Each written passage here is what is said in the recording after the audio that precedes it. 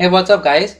Welcome to another video in which we are going to learn about tuple in Python programming. So guys, a tuple in Python is similar to a list. Basically, the difference between the two is that we cannot change the elements of a tuple once it is assigned, whereas we can change the elements of a list. So previously in the examples of the list that we have seen, we were able to change the elements inside the list, but the same thing cannot be done with the elements that are present inside the tuple. So how do we create a tuple? A tuple is created by placing all the items, that is elements, inside the parenthesis. So we have this open and close parenthesis, whereas in the list we were using open and close square brackets. Now these are supposed to be separated by commas over here. The parentheses are optional, however it is a good practice to use them. So a tuple can have any number of items and they may be of different types, that is integer, float, list, string, etc. So guys, let us check this with the help of example now over here. As you can see, we have my tuple, which is the name of the variable that we have given, and 1, 2, 3, these are the elements that is present inside the tuple.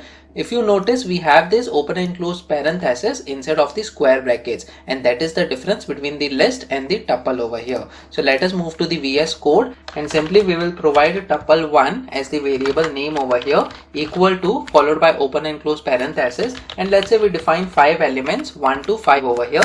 So this is nothing but we have defined the tuple, and we can simply print this tuple by using the variable name tuple1 over here. So let me just save this file and try running this code now. As you can see, we are getting all the elements, that is 1, 2, 3, 4, 5, and in this way we have easily created and printed the tuple elements over here. Now guys, an important thing over here, let's say you want to create a Python tuple with only one element. So in this case what happens is, let's say if you provide var1, that is variable 1 over here, and you provide double quotes, that is hello, with this open and close parenthesis. In this case this will be considered as a string, whereas in the variable 2 what you do is, after this hello you provide a comma. So in this case it will be considered as a tuple. So this is very important thing. If you want to create a tuple with just a one element, you have to use the comma after providing that element over here. Let us check this with the help of examples now over here. Let's say I provide var1 in this case, and then open and close parenthesis, and then let's say we have hello over here, and then I'll just copy this line of code and paste this, and I'll simply provide comma after this element. So what we will do is, I'll just name this variable name as var2. So let us now confirm the data types of both the variables. So we will say print, and then inside this we will use the type function in order to find the data type of var1. So we provide var1 over here, and I'll simply copy and paste this line of code, and we provide var2 over here. So let me just save this file now and try running this code.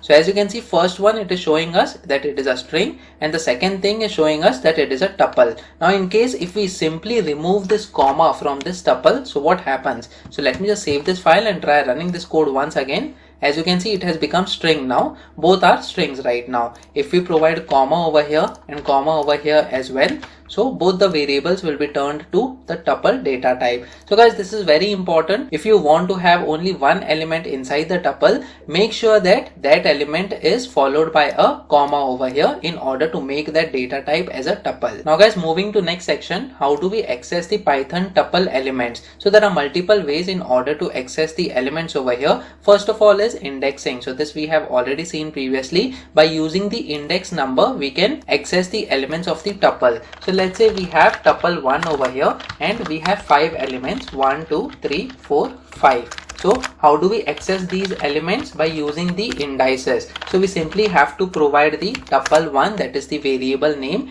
and then followed by open and close square brackets this time, and let's say we want to print the element that is 3 over here. Every time remember guys that the index, it starts from 0. So this first element, that is number 1, it is at the index 0, and then the second element, that is number 2, it is at the index 1, and then the third element, that is number 3, it is at the index 2 over here. So we provide the number that is 2, which is the index number in this case. So this will tell the Python interpreter to access the element that is at the index number 2 for this variable, that is tuple 1. So over here what will happen is, the index number 0 is this, and then index number 1 is this, and then we have index number 2, which is 3 over here, and this element should be printed. So let me just save this file and try running this code now. So as you can see, 3 is getting printed. Similarly, let's say if you want to print this number 2, which is at the index 1 in this case, so we have to provide 1 inside this open and close square brackets. So let me just save this file and try running this code now.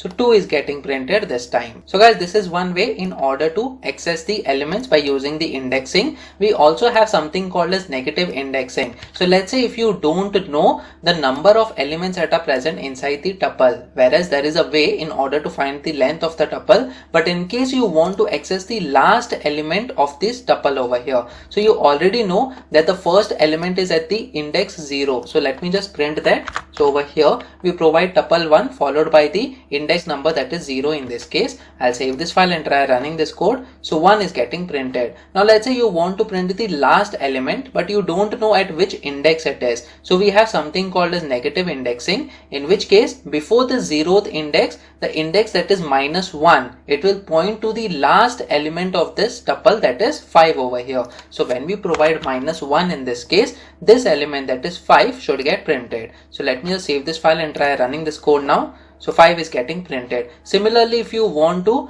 get the second last element of this tuple, you can simply provide -2 over here. So when we provide -2 and run this code, so 4 is getting displayed, which is the second last element. So this is like a cycle over here. When you use the negative indexing, the last elements of this tuple will start getting printed over here. And then guys, you can also use the slicing functionality as we have already seen with the list. So basically, let's say if you want to print the subset of this tuple between 2 to 4. So what you can do is, what is the index of this element that is 2? It is 0 and then 1. So at the first index, this 2 is present. So we will provide 1 over here followed by a colon, and then what is the index of the element that we want? That is 4. So the index is, it is 0, 1, 2, and then this index is 3, but we don't want to specify 3 because this is excluded. So the next index, which is 4, we have to specify that index, which will be not included in our slicing operator. So when we provide 4 over here, always remember that this index on the left hand side will be considered,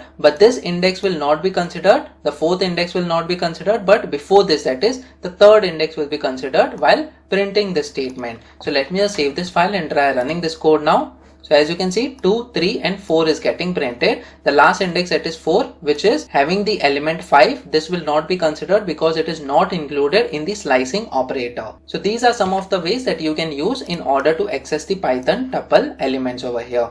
Now Python tuple methods, there are two methods only, that is count and index over here. What is count? So basically, in order to get the number of occurrences of a particular element, you can use the count method. So over here, while using the count function, we have to use the variable name followed by dot, and then as you can see, count and index, these are the only two methods. The other methods such as appending or removing or deleting the elements are not present. That's because, as I have already told you, the tuple inside Python are not mutable, which means we cannot change the elements once they are assigned over here.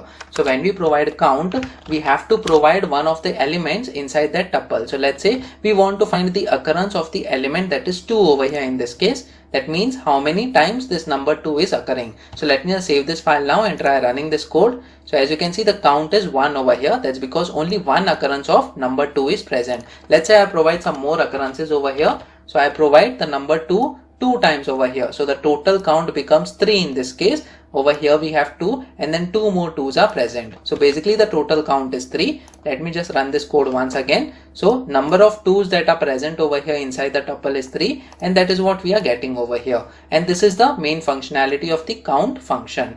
Now the another function, that is index. So if you want to get the index of a particular element, you can use the index function. So after this dot, we have something called as index, and then inside the open and close parenthesis, we have to provide the element for which we want to find the index. So let's say I want to find the index of this element, that is number 5 over here. So it is 4 basically. Let me just save this file and try running this code and confirm. So as you can see, 4, that is the index of this element, is getting printed over here. So guys, these functions you can use based on your requirements as far as tuple is concerned. Now one very important thing, iterating through a tuple in Python. So we can use the for loop to iterate over the elements of a tuple. So basically we have seen this in the previous video as well. So far we have printed the elements of the tuple by using the variable name in this way. So let me just save this file now and try running this code. As you can see, all the elements are getting printed, but there is a problem over here. We are getting this open and close parenthesis also while printing these elements. What if we only want to print single element at a time? So we can simply use the for loop and iterate through all the elements over here inside the tuple. So we use the for keyword followed by, let's say, the temporary variable as the item, and then we have the in keyword and then the name of the variable, that is the sequence, which is tuple1 in this case,